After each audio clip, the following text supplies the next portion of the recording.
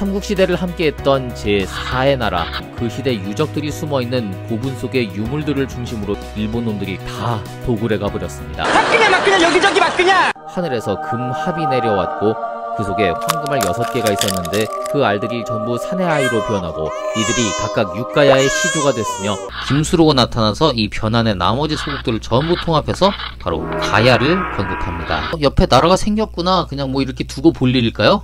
절대 아닙니다. 이 가야를 정벌하게 합니다. 실패였습니다.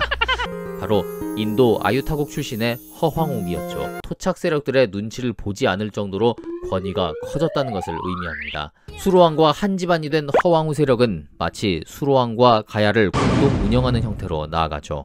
해결을 부탁하는 모습이 삼국사기에 등장합니다. 수로왕은 이 둘 가운데서 문제를 지혜롭게 해결해줬고 여기에 감up한 파사이사금은 육부의 명에서 수로왕을 대접한다고 합니다.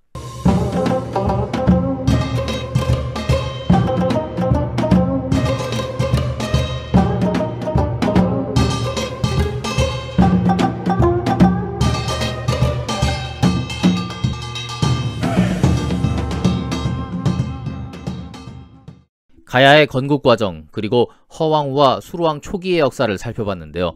지난 시간에 금관가야의 임금 몇 명을 얘기했었죠. 이전에 고구려, 신라, 백제 역사 이야기할 때 왕조 전체를 살펴보고 시작했었는데요. 가야에서도 한번 왕조 전체를 훑어보는 과정이 필요할 것 같습니다.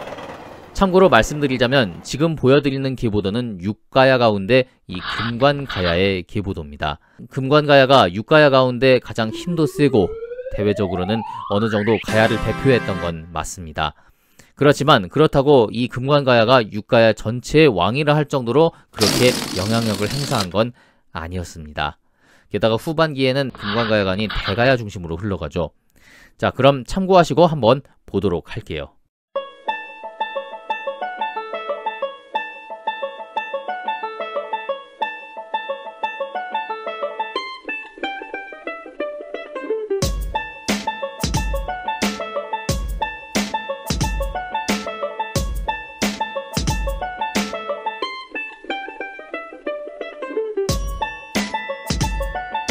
지금 이 계보도는 삼국유사 가락국기에 나온 기록을 근거로 하고 있습니다. 삼국의 다른 나라들과는 다르게 왕비들 이름도 다 나와있죠. 보시면 시조인 수로왕의 경우 재위 기간만 150년이 넘습니다. 뭐 사람이 오래 살 수도 있겠지만 솔직히 이건 기록이 부족해서 생긴 좀 오류인 것 같고요. 뭐 기록이 부족한 삼국 초기의 역사들이 다 그렇죠. 하지만 나머지 왕들은 충분히 납득할 만한 그런 재위 기간을 기록하고 있습니다. 그리고 특기할 만한 사실은 별다른 권력 다툼, 정변 없이 아버지에서 아들로 쭉쭉 이렇게 내려왔다는 겁니다. 지금 여기엔 표시가 안 돼 있는데 계속 아들, 아들, 아들, 아들, 또 뒤에 나오는 여기서도 계속 아버지에서 아들로 이렇게 이어지고 있습니다. 자, 그럼 가야사의 주요 사건들을 중심으로 가야사를 둘러보도록 하겠습니다. 가야는 철로 유명한 나라였습니다.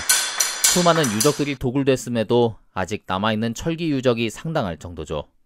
뭐 철제 갑옷, 투구, 칼 등 이런 무기부터 시작해 각종 농기구도 많이 발견되고 있습니다.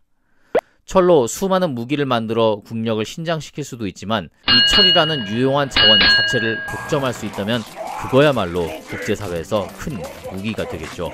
석유가 많이 나는 중동 같은 경우에 이미 60, 70년대부터 석유를 무기로 국제사회와 딜을 하고 있잖아요. 처음엔 안 그랬을 텐데 금관가야가 힘이 세지면서 철을 점점 독점했을 거고 이 과정을 통해 주변 국가에 대한 영향력을 확대해 나갔을 겁니다. 한편으로는 금관가야의 이런 모습에 불만을 가진 나라들도 생겨났겠죠.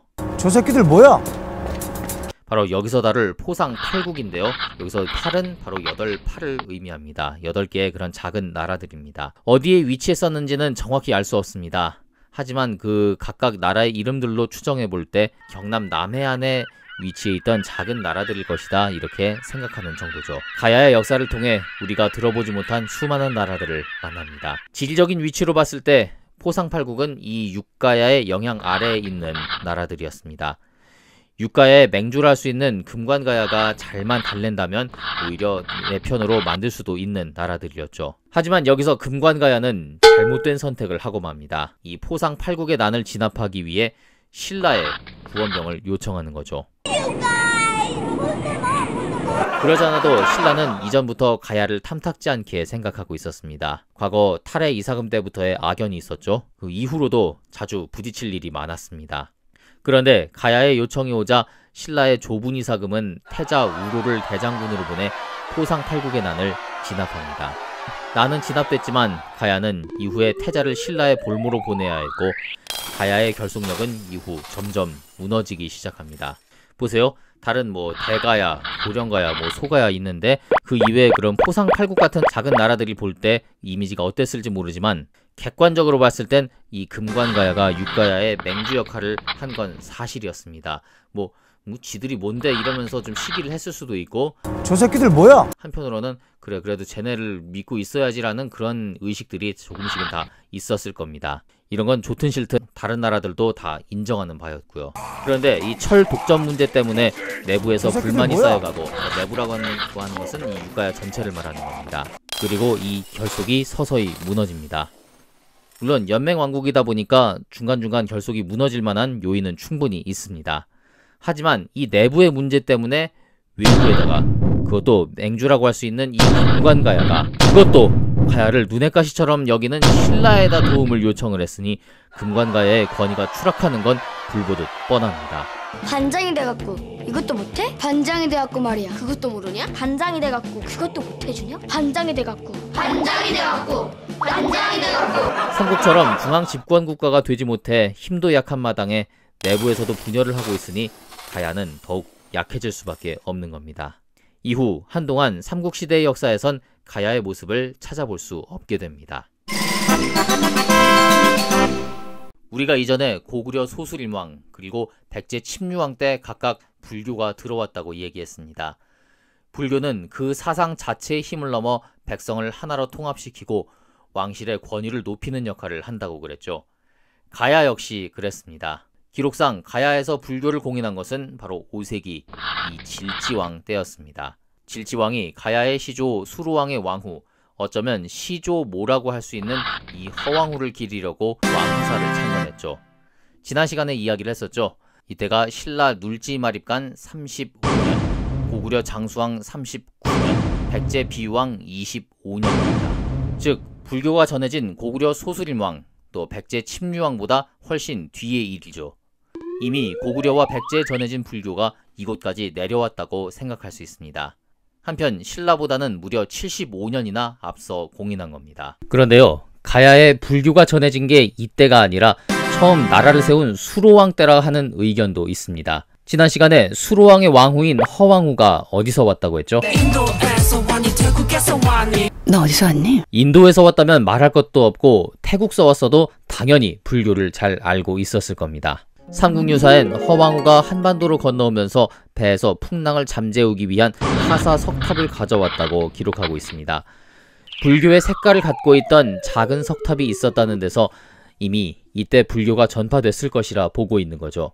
그런가 하면 허왕후의 동생이 승려였는데 누나와 함께 가야에 와서 바로 암자를 세우고 불교를 전파했다는 기록이 장유화상 기적비에 나와 있고요. 그 외에 수로왕에게 10명의 아들이 있었는데 첫째 왕자는 왕위를 잇고 둘째와 다른 한 왕자는 어머니인 허시성을 따랐다고 합니다. 그리고 나머지 7명의 왕자가 있죠. 이들은 산속으로 들어가 돌을 닦았다고 하네요. 이 기록만 의지하자면 가야에선 이미 왕실부터 불교가 크게 시작됐다고 볼 수 있는 겁니다. 우리는 오늘날 수로왕 그리고 허왕후의 이야기를 거의 신화를 통해 받아들이고 있습니다. 이는 가야의 역사가 계속되면서 이 부부의 이야기가 신화화됐다고 볼 수 있는데요. 일반인들이 볼 때는 잘 모르지만 이 신화엔 불교적 색채가 짙다고 합니다. 즉 불교의 영향을 많이 받았다는 얘기인데요. 제가 뭐라고 했죠? 불교는 사상적으로 백성을 통합시킬 수 있는 매개체가 될 정도로 권위가 있었다고 했죠. 가야가 나라의 권위를 더했고 여기에 사상적으로 권위가 있었던 이 불교까지 통합돼 이런 신화가 만들어지는 겁니다. 물론 수로왕 때부터 불교가 전해지고 장유화상이 불교를 전했다는 얘긴 단순한 기록과 추측에만 의존한 것이기 때문에 확실하다고 말할 수는 없습니다. 하지만 여러 정황으로 볼 때 충분히 그럴 가능성은 있지 않나 생각됩니다. 자, 지난 시간과 이번 시간에 걸쳐 가야의 역사를 살펴봤습니다. 아직까지 가야의 초기 역사에 머문 만큼 앞으로도 가야에 대해 할 이야기는 많이 남아 있습니다. 자, 어떤 이야기가 펼쳐질지, 또 어떤 역사가 기록됐는지 또 계속해서 우리는 살펴보도록 하겠습니다. 왕조 중심 꿀국사, 지금까지 꿀이었습니다.